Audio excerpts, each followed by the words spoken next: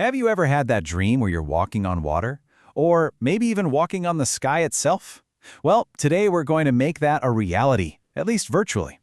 We're taking a trip to Busan, South Korea, to an attraction that lets you do pretty much just that. We're heading to the absolutely breathtaking Oryukdo Skywalk, so let's get right into it. So, here's our game plan for today. First, we'll explore the magical location where this thing is built. Then, we'll get into the thrill of the walk itself. After that, we'll discover what else is around it, get a taste of local life, and finally, I'll give you all the practical tips you need to plan your own perfect visit. Sound good? All right, so to really get a feel for the Skywalk, we have to start with its location. Because this isn't just some pretty cliffside, It's a place of convergence, a spot where nature is putting on a seriously spectacular show. And the magic of this place? It really starts with its name. Oryukdo literally translates to 5 or 6 islands. Now, why is that? It's actually fascinating. Depending on the tide, one of the main islets called Usakdo either looks like one island or splits into 2. So as the ocean kind of breathes in and out, the landscape right in front of you literally transforms. It's this dynamic, changing beauty that makes the area so incredibly special. And get this place is ancient. We're talking 80 million years old. The rocky islets you see out there are the results of volcanic activity that happened way, way back then. So you're not just looking at a beautiful view, you're looking at a designated national geopark, a piece of deep geological history carved out by time and the sea. And here's what makes this location so significant, so powerful. The Skywalk is built at the exact dividing point between Korea's East Sea and its South Sea. So when you're standing out on that glass bridge, you are right at the junction where these two massive bodies of water meet. That powerful geography gives the place a truly unique energy. You can almost feel it. Okay, so now that we get just how incredible the location is, let's get to the main event, the thrilling experience of the walk itself. This is where incredible engineering meets pure adrenaline. So, the Skywalk is perched on a coastal cliff 35 meters above the waves.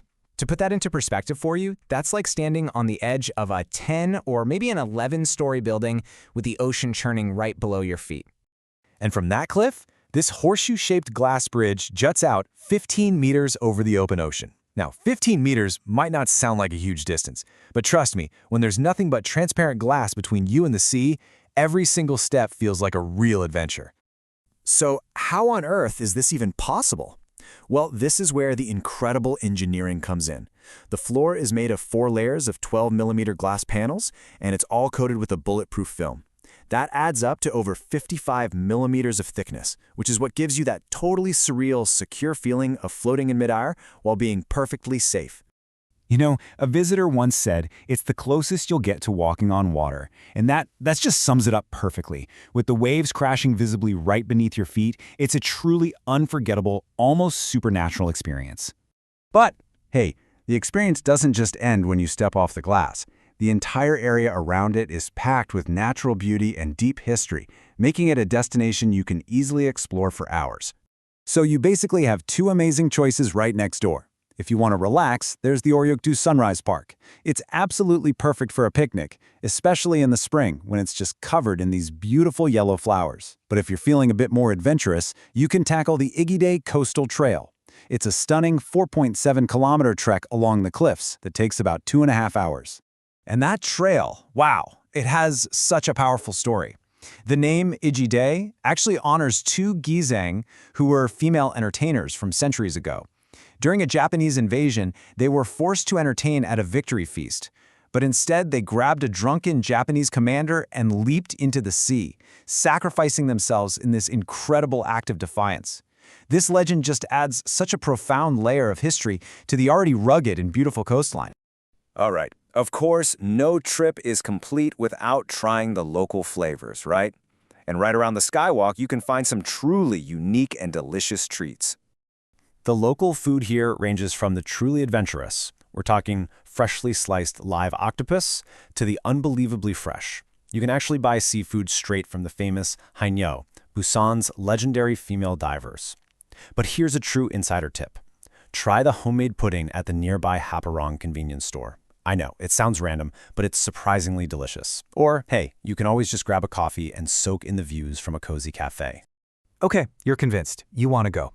let's get into the final, practical details to help you plan the absolute perfect visit. Getting there by public transport is actually pretty straightforward. You just hop on Busan's Metro Line 2 and get off at Gyeongsang University Station. From there, you'll transfer to bus number 27, and you just ride that to the Oryukdo SK stop. A short, scenic walk from there will take you right to the entrance. Easy enough. And here are the final crucial tips. First and best of all, admission is completely free. It's generally open from 9 a.m. to 6 p.m. You'll have to put on these little shoe covers they provide to protect the glass, so probably not the best day to wear high heels. And this is really important. The skywalk can close during bad weather, like strong winds or rain, so always check the forecast before you head out to avoid any disappointment. So, from its ancient geology and its unique geography to the modern-day thrill of its glass bridge, the Oryukdo Skywalk is an experience that really engages all the senses. It's a place where you can feel the history, see the power of the ocean, and, well, touch the sky. So I guess the only question left is, are you ready to walk on the sky?